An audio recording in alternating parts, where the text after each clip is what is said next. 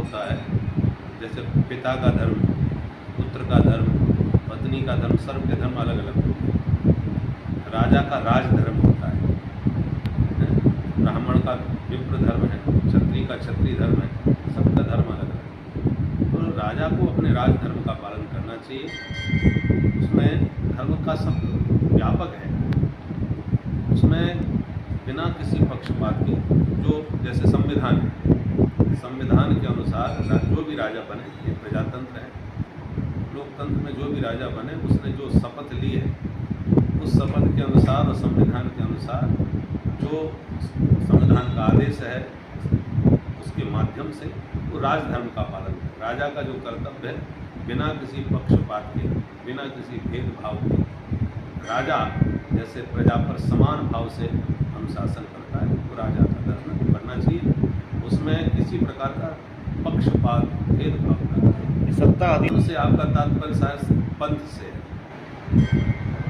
धर्म का मतलब जैसे कोई सनातन धर्म, कोई जैसे आपका मतलब ये है। देखो, धर्म को सत्ता के लिए धर्म का उपयोग नहीं करना चाहिए। दूसरा सवाल है सर, देखिए, ऐसे मंदिर जो विशाल बनते हैं उनके काम बहुत वर्षों तक चलते रहते हैं। जो मूलभूत आवश्यक मंदिर का स्वरूप है वो बन चुका था, उसके बाद प्रतिष्ठा हो गई। अब मंदिर का काम तो बहुत वर्षों तक चलता रहेगा, इसलिए उसका कोई महत्व नहीं है। जैसे और फिर उसका विधिवत प्रमाण दे करके जिन्होंने मुहूर्त निकाला था, उन्होंने विधिवत प्रमाण दे करके शास्त्रार्थ के लिए भी उन्होंने कहा था कि उसको संदेह वो बात करें। ऐसी बात नहीं, बहुत समय पर बहुत बढ़िया, और जब से प्रतिष्ठा हुई है तब से बहुत कुछ बदलाव दिख रहा है।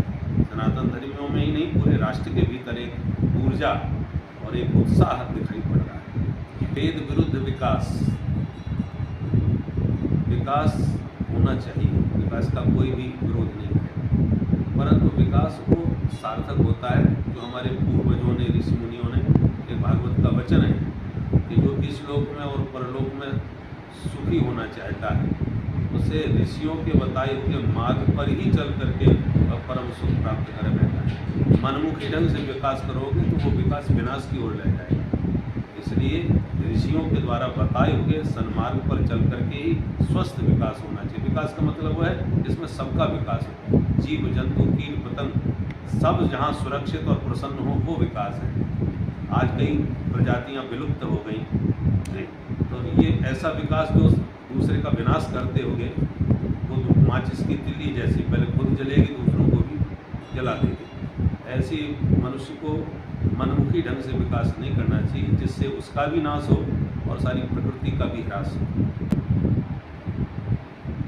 कि जो व्यक्ति सुनता है, जैसे 3 घंटे की कथा होती है तो मुश्किल से 1-1.5 घंटा वो सुनेगा। अब वो भी जब कभी कथा होगी तब सुनेगा। 24 घंटे उसको जो सुनने में, देखने मिल रहा है, चाहे टीवी के माध्यम से, चाहे मोबाइल के माध्यम से, हर व्यक्ति जो सुन रहा है वो सब नेगेटिव ज़्यादा सुन रहा है। पॉजिटिव तो उसे 1-1.5 घंटा, वो भी 7 दिन में कभी भागवत हुई और कभी वो गया, वो भी 1 आध दिन के लिए, प्राय औपचारिकता के लिए लोग ज़्यादा आते हैं। पहली बात तो सबसे ज़्यादा उसके मस्तिष्क पर प्रभाव जो सुन रहा है उसका ज़्यादा पड़ेगा। दूसरी बात, नेगेटिव प्रभाव बहुत जल्दी पड़ता है, पॉजिटिव को थोड़ा टाइम लगता है। तीसरी बात क्या है, आज कथा भी जहाँ होती है, आयोजक का उद्देश्य केवल नाम प्रतिष्ठा ज़्यादा होता है, अध्यात्म रहस्य जानना उससे मतलब नहीं। और जो सुनने जाते हैं वो भी केवल व्यवहार निभाने के लिए जाते हैं, सुनना नहीं चाहते उतना, केवल उसको जो आयोजक है उसको बताना है कि हम तुम्हारी कथा में सम्मिलित होने आए, बस इतना लक्ष्य है।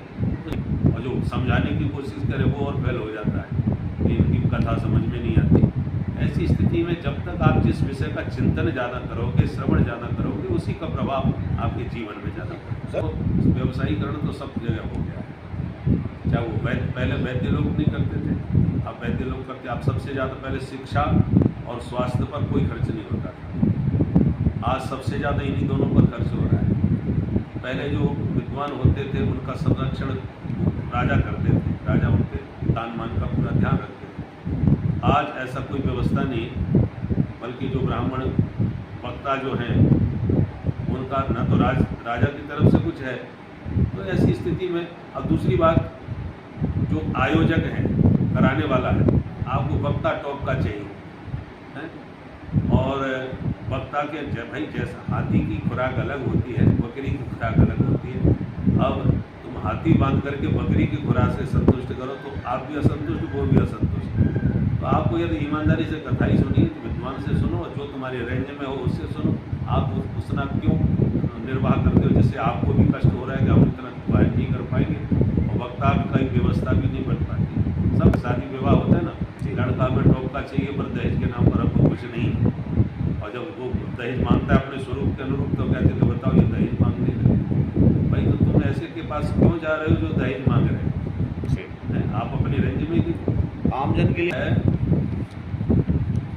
जैसे आप डॉक्टर के पास बीमार बन के जाते हो तो हर किसी डॉक्टर को अपना हाथ नहीं पकड़ाते, पहले जानकारी लेते हो ये डॉक्टर वास्तव में गोला छाप तो नहीं है, वास्तव में MBBS है कि नहीं, डिग्री है इसके पास कि नहीं, और डिग्री के साथ साथ इसका अनुभव कैसा है। तो ये सब परीक्षण करने के बाद ही आप उसको अपना उसका विश्वास लेकर के आप अपना इलाज उससे कराते हो।